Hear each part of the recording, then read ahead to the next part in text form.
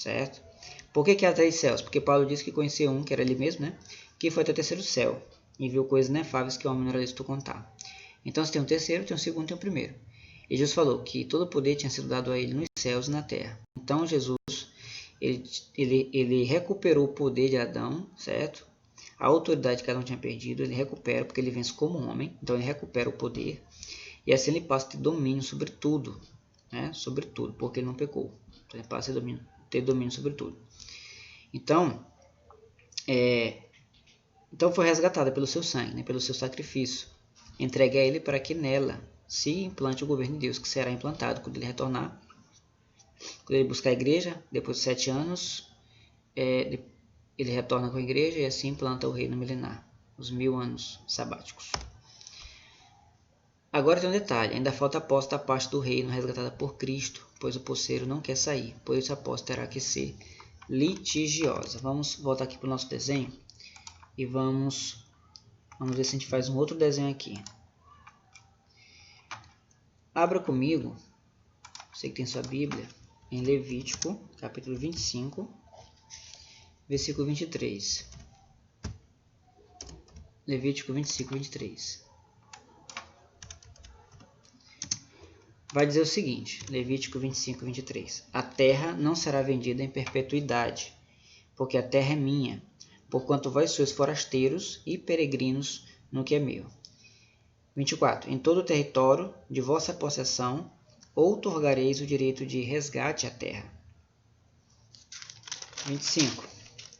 Se o teu irmão empobrecer e vender algo da sua propriedade, virá o seu parente mais próximo e o redimirá, resgatando o que foi vendido por seu irmão. Olha só. Então, analisando esses 3 versículos. Primeiramente, ele diz, a terra não será vendida em sua perpetuidade.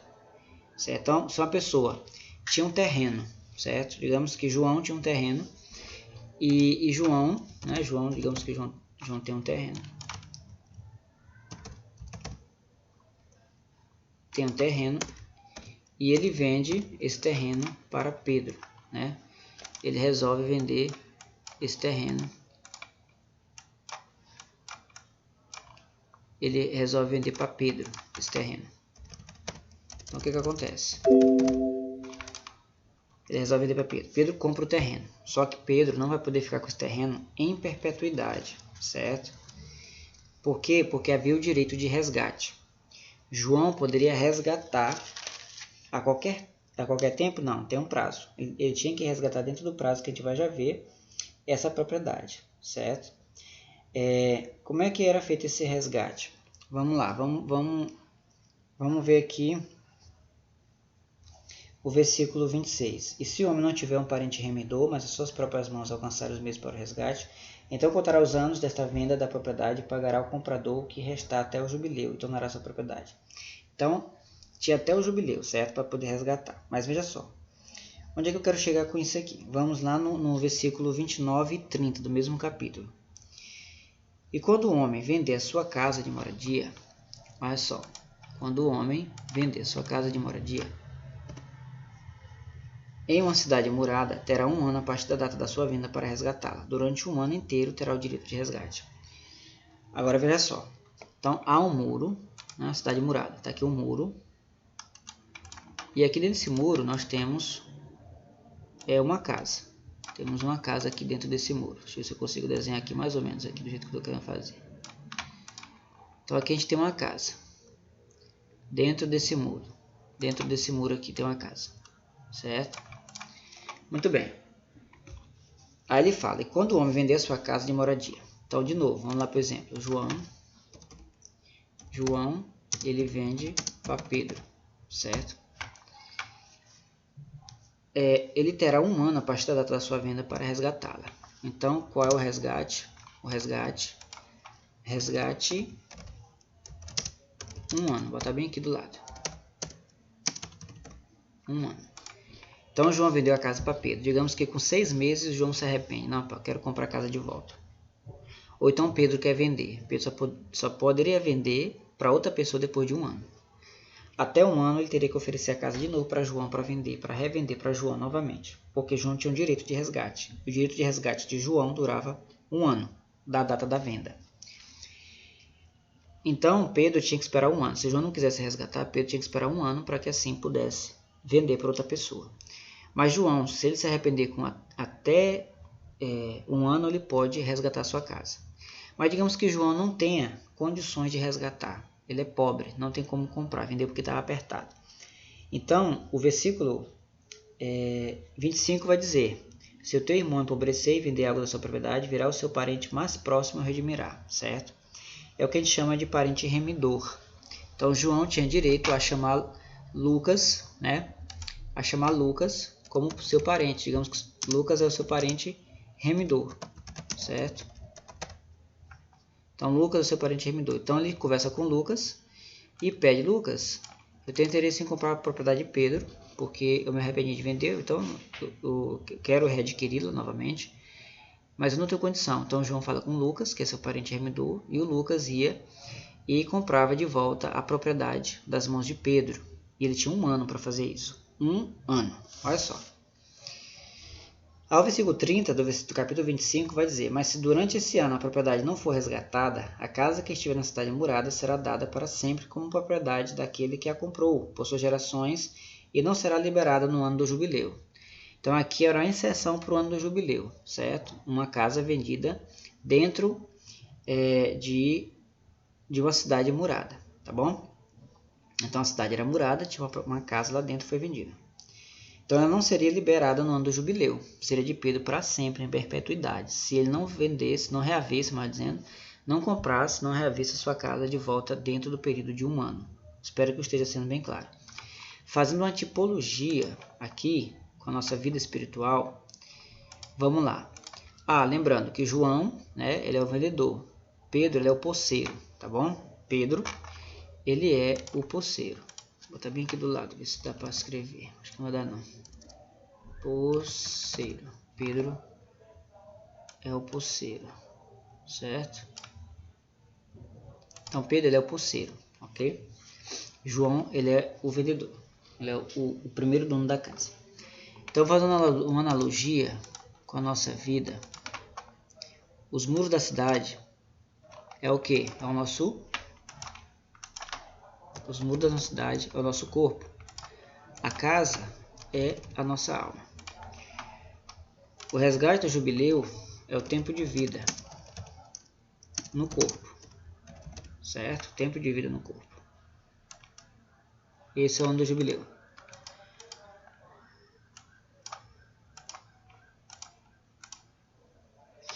Então vamos lá. Então ele vai dizer: e quando o homem vender sua casa de moradia, uma cidade morada. Quando é que a gente vende? Quando a gente entrega para Satanás. Adão, quando perdeu, quando ele pecou, ele entrega a Satanás o domínio, certo? Ele entrega para Satanás a sua alma. Está nas mãos do inimigo, tá certo? Por causa do pecado. E aí veja só, por causa do pecado, Satanás se apossa, tá certo, da alma das pessoas. De toda a descendência humana depois de Adão para frente, tá certo? Aí ele diz: e quando o homem vender sua casa de moradia, uma cidade murada, terá 1 ano a partir da data da sua venda para resgatá-la. Ou seja, ele vai ter o tempo de vida no corpo para poder resgatar. Então, se o camarada não resgatar a sua alma, se não resgatar a sua alma dentro do tempo de vida no corpo, ele perderá a sua alma para sempre para o poceiro, que se tornará o proprietário da sua alma para todo sempre. Tá certo? Essa tipologia é muito forte, amado, muito forte. Só que no 25 diz: se o teu irmão empobrecer e vender algo da sua propriedade, virá o seu parente remidor mais próximo. No nosso caso, nosso parente remidor é Cristo. Nós fomos feitos à sua semelhança. Nós fomos feitos à sua imagem, à sua semelhança. Então, Cristo é o nosso parente remidor. Então, nós precisamos dele para resgatar nossa alma, porque nós não temos condição nenhuma de resgatar a nossa alma, pelo nosso próprio mérito. Não dá, não pode. Então precisa do parente remidor, que é Cristo. Então essa tipologia é bem forte, é isso que o texto aqui está dizendo, amado. Então, detalhe. Então Cristo vence, é aqui mesmo, é Cristo vence. Então, ainda falta a posse da parte do reino resgatada por Cristo, pois o poceiro não quer sair, porque Satanás não se retirou das regiões celestiais. E em Efésios capítulo 1, Versículo 3, salvo engano, vai dizer que Cristo nos abençoou com toda sorte de bênção nas regiões celestiais. Cristo venceu. As regiões celestiais são nossas. É nossa, a região celestial é nossa, mas Satanás ainda está lá, certo? Satanás ainda vem na terra, ainda persegue o homem, ainda faz o homem pecar, ainda tenta o homem, dizendo, para que ele peque, ainda persegue, ainda, enfim, ainda faz ainda suas maldades ainda. Então ele não se retirou, certo? Então a posse vai ter que ser litigiosa, vai ter que ir para a briga para poder tirar ele de lá. Então aí é onde entra os seus do Apocalipse, né? Porque eles serão rasgados, porque o rompimento dos selos legalmente quer dizer que o vingador tem toda a autoridade judicial para expulsar o posseiro da propriedade, tá certo? Então, a ira do cordeiro, é aí onde entra a ira do leão da tribo de Judá, contra o posseiro. Então, os selos de Apocalipse 6, 1 a 8, né, são uma declaração de guerra, e significam a ira do leão, certo? São juízos de Deus contra o posseiro que já está na posse irregular na posse irregular do reino, certo? Então, isso vai ser feito por meio dos selos, tá certo? Para que assim o posseiro saia, para que esse posseiro seja derrubado, para que ele venha a sair da posse, tá certo? Vai ser de forma litigiosa isso.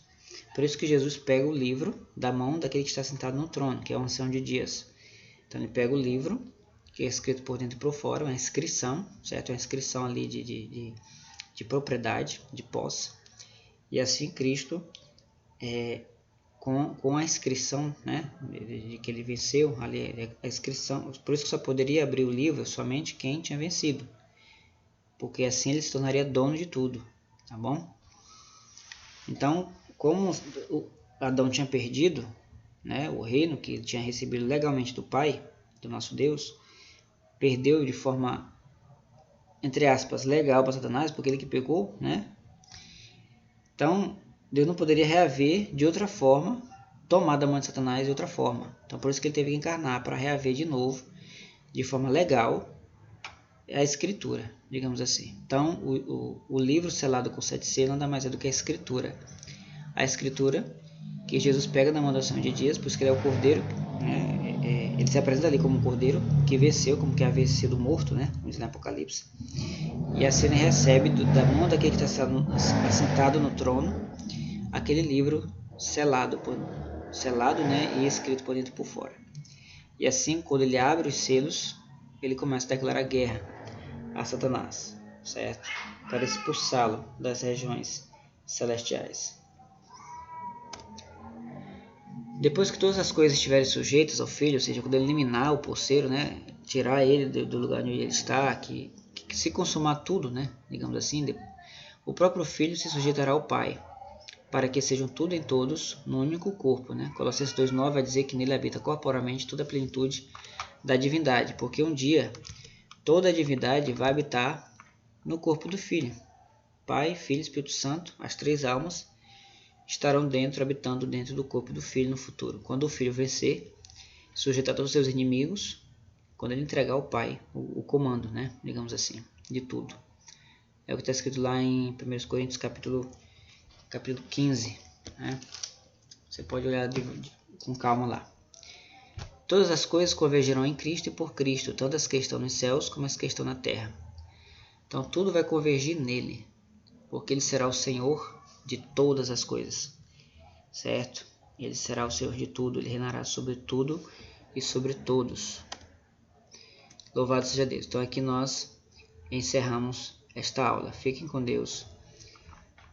Graça e paz, e a paz do Senhor Jesus Cristo. Louvado seja Deus.